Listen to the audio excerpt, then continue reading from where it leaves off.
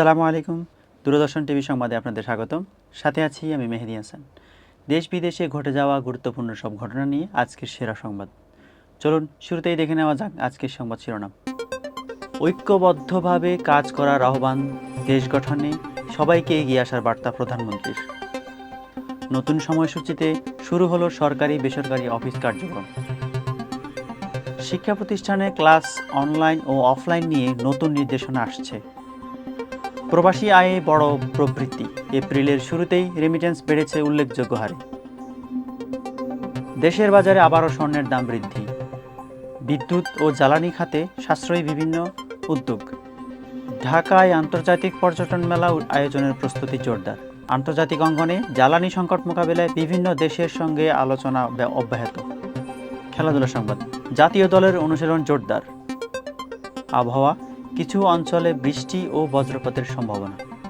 দর্শক, এতক্ষণ দেখছিলেন সংবাদ শিরোনাম, এবারে বিস্তারিত। ঐক্যবদ্ধভাবে দেশ গঠনের আহ্বান।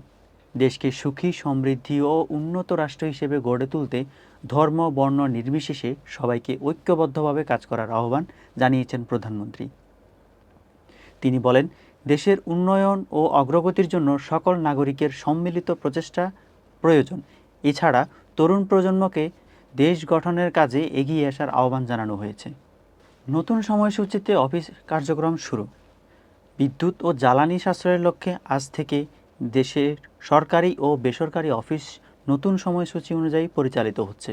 নতুন নিয়ম অনুযায়ী সাধারণ অফিস সময় এখন সকাল 9টা থেকে বিকেল 4টা পর্যন্ত নির্ধারণ করা হয়েছে। এছাড়া ব্যাংক লেনদেন চলবে সকাল 10টা থেকে বিকেল 3টা পর্যন্ত।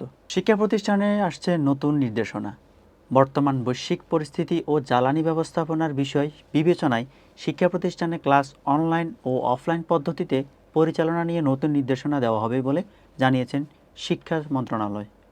এই সিদ্ধান্ত শিক্ষার্থী ও অভিভাবকদের জন্য গুরুত্বপূর্ণ প্রভাব ফেলতে পারে বলে ধারণা করা হচ্ছে।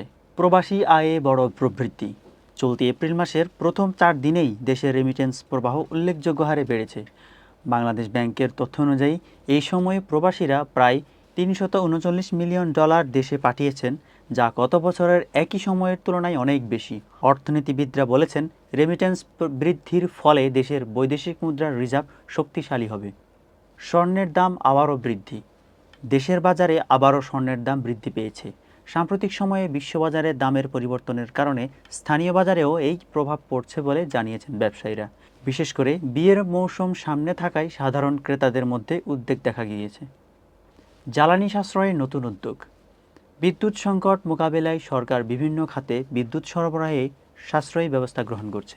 বিশেষ করে সরকারি প্রতিষ্ঠান ও শিল্প কারখানায় বিদ্যুৎ ব্যবহারের সময়সূচি ও নিয়মাবলী কঠোরভাবে অনুসরণ করার নির্দেশ দেওয়া হয়েছে। ঢাকায় আন্তর্জাতিক পর্যটন মেলা আয়োজন। আগামী 9 এপ্রিল থেকে রাজধানীতে একটি আন্তর্জাতিক পর্যটন মেলা আয়োজন করা হবে। এই মেলায় বিভিন্ন দেশের 50টিরও বেশি প্রতিষ্ঠান অংশ নেবে এবং পর্যটন খাতে নতুন সুযোগ সৃষ্টি হবে বলে আশা করা হচ্ছে। এবারে আন্তর্জাতিক সংবাদ। বৈশ্বিক জ্বালানি সংকট নিয়ে আলোচনা। বিশ্বব্যাপী জ্বালানি সংকট মোকাবেলায় বিভিন্ন দেশ নতুন কৌশল ও সহযোগিতার বিষয়ে আলোচনা চালিয়ে যাচ্ছে। বিশেষজ্ঞরা মনে করেছেন, এই সংকটের প্রভাব বিশ্ব অর্থনীতি ও শিল্প খাতে দীর্ঘমেয়াদে প্রভাব ফেলতে পারে। এবারে খেলাধুলা সংবাদ। জাতীয় দলের অনুশীলন জোরদার। বাংলাদেশ জাতীয় দল আসন্ন আন্তর্জাতিক প্রতিযোগিতাকে সামনে রেখে নিয়মিত অনুশীলন চালিয়ে যাচ্ছে। দলের কোচ জানিয়েছেন, খেলোয়াড়দের ফিটনেস ও পারফরমেন্স উন্নয়নে বিশেষ গুরুত্ব দেওয়া হচ্ছে। এবারে আবহাওয়া সংবাদ। বৃষ্টি ও বজ্রপাতের সম্ভাবনা। আবহাওয়া অধিদপ্তর জানিয়েছে, আগামী 24 ঘন্টায় দেশের কিছু অঞ্চলে বৃষ্টি ও বজ্রপাত হতে পারে। বিশেষ করে বিকাল ও রাতের দিকে আকাশ মেঘলা থাকতে পারে বলে পূর্বাভাস দেওয়া হয়েছে। দর্শক, এই ছিল আজকের সংবাদ। এতক্ষণ সাথে থাকার জন্য ধন্যবাদ। আপনাদের সাথে ছিলাম আমি মেহেদী হাসান। পরবর্তী সংবাদ দেখার আমন্ত্রণ জানিয়ে এখানেই শেষ করছি। দূরদর্শন টিভির সাথে থাকুন। আল্লাহ হাফেজ। আসসালামু আলাইকুম।